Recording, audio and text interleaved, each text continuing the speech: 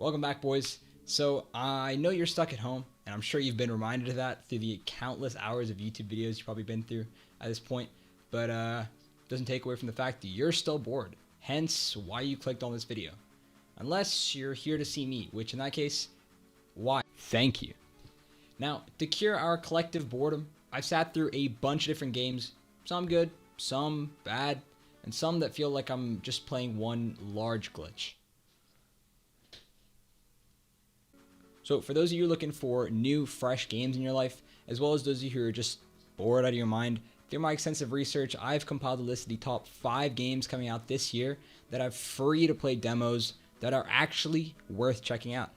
This list I try to focus on games that you probably haven't heard of before because otherwise it's just boring, like, hearing the same games listed over and over. I also made this list in terms of playability, so it goes from the shortest ones to games that actually justify coming back to and playing for a couple hours or even days.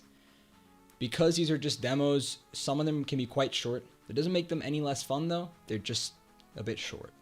All of these games are games that I genuinely feel are worth checking out. Even if you guys don't buy the official game when they come out eventually, I'd still recommend checking these out. First game on this list is Unbound Worlds Apart. So this game might just look like your generic 2D platformer, but let me tell you, it is. But seriously, this game is a lot of fun. This is the shortest game on the list, hence why it's at number 5. Even if this is not your preferred style of game, it's still definitely worth downloading for a few reasons. Firstly, in the short amount of gameplay that you get, the game manages to introduce a good few different mechanics and teaches you in a way that is both challenging while also not being infuriatingly frustrating to learn. On top of that, the game looks great. It's powered by the Unreal Engine. You go around this small section of map collecting crystals and fighting monsters along the way. The demo manages to incorporate a few extras as well, so you don't feel like you're wasting your time playing. As a whole, the story is pretty weak and really not that inspiring, but I'll leave that up to the fact that it's just a demo and they don't want to spoil too much too soon. Like, come on, man. Spare the megs. In number 4, there is no game. Coming in at number 3, I'm just kidding,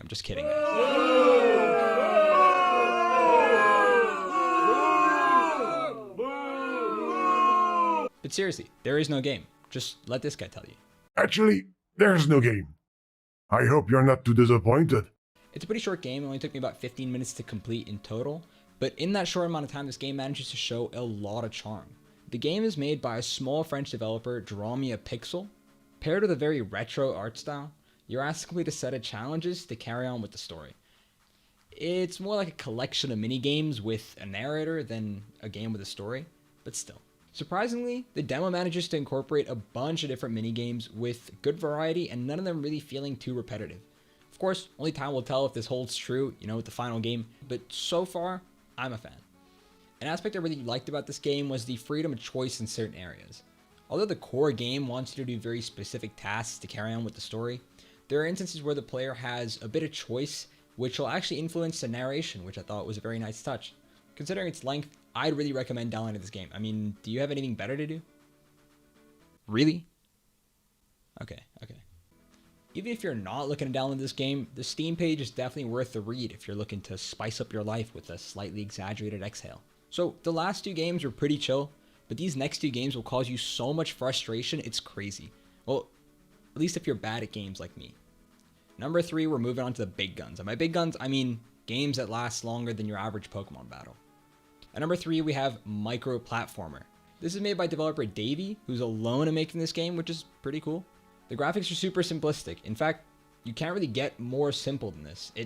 You're a block that jumps around on other blocks, avoiding other different colored blocks. Don't let the graphics fool you though. This game is a ton of fun. It's just the right amount of infuriating to where you don't hate the game, you just hate yourself. The game provides a solid level of challenge to anybody, which is why it's at number 3. I can easily see myself coming back to play this game, even stream it. By the way, check out my stream, link in the description.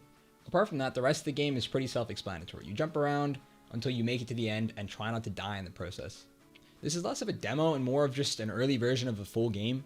This game only came out 9 days ago, as of today, April 30th, and so far he's released already 2 updates, which is pretty cool. It's nice to see a developer putting an effort to make his game even better. For number 2, we have Fly Punch Boom. Now, I haven't had this much fun playing a game in a really long time. This is primarily a multiplayer game, which you can play both locally as well as online, of course. With local, you can have up to 4 players. Online is just 2. You do also have single player training mode, but are you really going to use that? The game is a 2D fighter style game with very cartoony graphics, but once again, don't let the graphics fool you. The game has a lot built into it. It's got an anime style soundtrack, which is very epic. It reminds me a bit of My Hero Academia, if you guys have seen that. Along with that though, this game has some pretty unique character designs, stage designs, and a bunch of fatalities. Like 40 of them, as well as much more. Did I mention as destructible stages? It's pretty cool. The gameplay is also super fast paced, so there is a little bit of a learning curve at the start, but once you get over that, it becomes super fun. You actually start to have some super intense battles, and every now and then, you'll come across a player that's definitely hacking. Like, there's no way that they're that much better than me, right?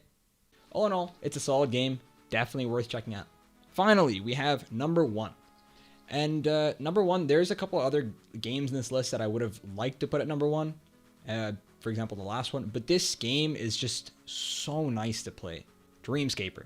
This game, like number 5, is powered by the Unreal Engine, and it makes the game look just so beautiful. The game is in a style of a classic dungeon scroller, where you go from room to room. The idea is that you fall asleep, and each time you do, you play as this video game / dream representation of yourself, where you have to go around fighting monsters and robots with the ultimate goal of conquering your fears and sort of taking back control of your own mind. It's weird. There are moments in this game that are pretty intense. They seem pretty intense, especially when you don't have health, you don't have items, but they feel so relaxing. They feel so calming. I don't know if it's just the way the game feels or the way the game looks, but that's the only way I can describe it. Another good thing is you can keep going back to this game if you want to. Like, you can just keep replaying the prologue. Also, if you want to, after you finish playing, you can also purchase the supporters edition. Hold up, did you just say purchase? Yeah, like optionally, like you can buy the supporters edition to get extra content and support the creators at the same time. Optionally? Did you say optionally in the title? Well, no. I mean, then no one would wanna. If no one wants to hear that, why would you mention that? Well, I just thought. That's the thing. You don't think. The title says free, as in no money. We are in the middle of a global pandemic right now. You want to talk about spending money on video games? Oh, have some respect. I mean, I'm sorry. I won't talk about that again. Sorry.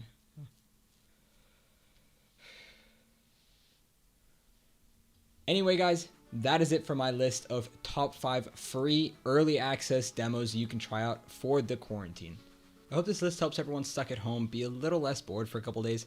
I enjoyed finding these games, and I'm sure that you will enjoy playing them as well. Even if none of these games are your preferred genre, I'd still recommend downloading them. I mean, it doesn't cost you anything. Also, if you enjoy any of these games, do be sure to give the developers some love. I'll leave their Twitters down in the description so you guys can do that. Tell them if you like the game, tell them if you don't like the game, if you guys find any bugs, anything at all, go ahead and tell them. Also, let me know which games you guys are playing, because maybe you and I could hop on some Fly Punch Boom, Maybe, I don't know. But yeah, apart from that, that's all for the video. Thank you guys.